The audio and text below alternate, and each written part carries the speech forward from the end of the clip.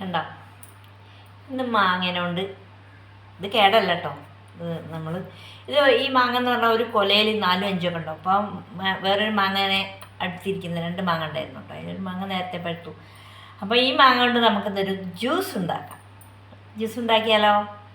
അപ്പം മാങ്ങ നമ്മളൊന്ന് ചെത്തല്ലേ. മാങ്ങ എന്താ ജ്യൂസ് എന്ന് പറഞ്ഞാൽ നന്നായിട്ട് പഴുത്തിട്ടില്ല, എന്നാലോ പഴുത്തിട്ടുണ്ട്. എന്തായാലും അങ്ങനത്തെ മാങ്ങ വേണം നമ്മൾ ജ്യൂസ് അടിക്കാൻ കേട്ടോ. അപ്പം എന്താണ്, മധുരം ഉണ്ടാവും, പുളിയും ഉണ്ടാവും. അപ്പം രണ്ടും ഇടകലർന്ന് നമ്മൾ പ്രത്യേകിച്ച് ഇതിൻ്റെ അകത്ത് പഞ്ചസാര ഒന്നും ഇടേണ്ട കാര്യമില്ല കേട്ടോ. അപ്പം നമ്മളിതാ ഈ മാങ്ങ ഇങ്ങനെ ഒന്ന് റെഡിയാക്കുക. കണ്ടോ? ഈ മാങ്ങയില്ലേ, മാങ്ങ പഴുത്തോന്ന് അറിയാൻ എങ്ങനെയാണെന്നറിയോ? ഈ ഭാഗം പെട്ടെന്ന് ഒരു കളർ മാറ്റം വരും. അപ്പോഴാണ് പഴുത്തു എന്ന് നമുക്ക് മനസ്സിലാവുക. അപ്പം ഈ സൂപ്പർ മാങ്ങയാണ് കേട്ടോ. അപ്പോൾ ഇന്ന് ഞാൻ ഈ മാങ്ങ കൊണ്ടൊരു പൊളപ്പൻ ജ്യൂസ് അടിക്കും. രസാത്യ ജ്യൂസ് തന്നെയാണിത്. നിങ്ങളൊന്നും കൊതി വയ്ക്കല്ലേ കേട്ടോ. അപ്പം തൊലിയെല്ലാം പോക്കി കഴിഞ്ഞിട്ടുണ്ട്. ഇനി ഇതിനെ നമുക്ക് വെട്ടി വെട്ടി നുറുക്കാം.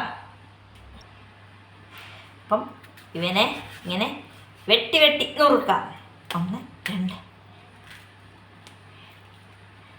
നുറുക്കി കഴിഞ്ഞിട്ട് നമുക്ക് ഇതിലേക്ക് അങ്ങ് ഇട്ട് കൊടുക്കാം. ഇങ്ങനെ അടുത്തതും നമുക്കിങ്ങനെ വെട്ടി വെട്ടി വെട്ടി വെട്ടി ഇതിലേക്ക് ഇങ്ങനെ ഇട്ട് കൊടുക്കാം.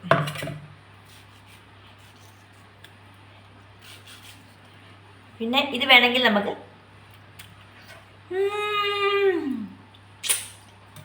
സൂപ്പറാണ് കേട്ടോ. നമ്മൾ വെട്ടി വെട്ടിയിട്ട് കൊടുത്തു അല്ലേ. ഇതിലേക്ക് ഇനി ഒഴിക്കുന്നത്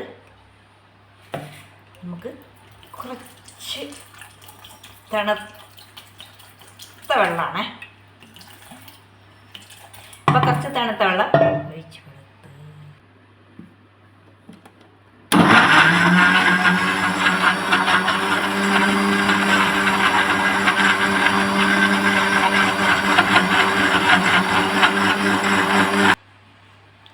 ഇനി നമുക്ക് ഈ ജ്യൂസ് ഇതിലേക്ക് ഒഴിക്കാം.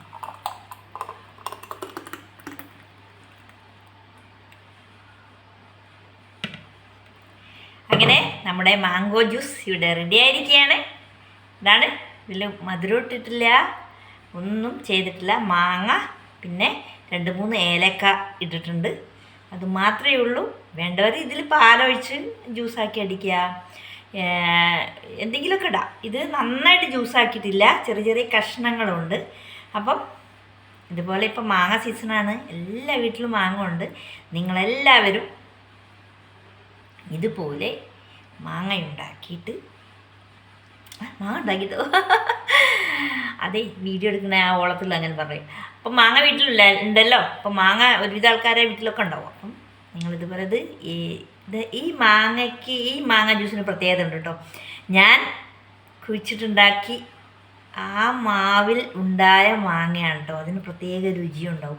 അപ്പോൾ നമ്മൾ മണ്ണിൽ കുഴിച്ചിട്ടിട്ട് വളർന്നു വരുമ്പോൾ അതിനുണ്ടാവുന്ന ഇനിയിപ്പോൾ എന്ത് കായാവട്ടെ, പേരക്കയായാലും മാങ്ങയായാലും ചക്കയായാലും എല്ലാം നമുക്കൊരു പ്രത്യേക ഒരു സന്തോഷമാണല്ലേ. നമ്മൾ കുഴിച്ചിട്ടുണ്ടാക്കിയ ആ ഒരു വൃക്ഷത്തുനിന്ന് ഇങ്ങനെ എടുത്തു കൊണ്ടുവന്ന് ജ്യൂസ് അടിച്ച് കഴിക്കുമ്പോഴൊക്കെ ഭയങ്കര സന്തോഷമായിരിക്കും അല്ലേ.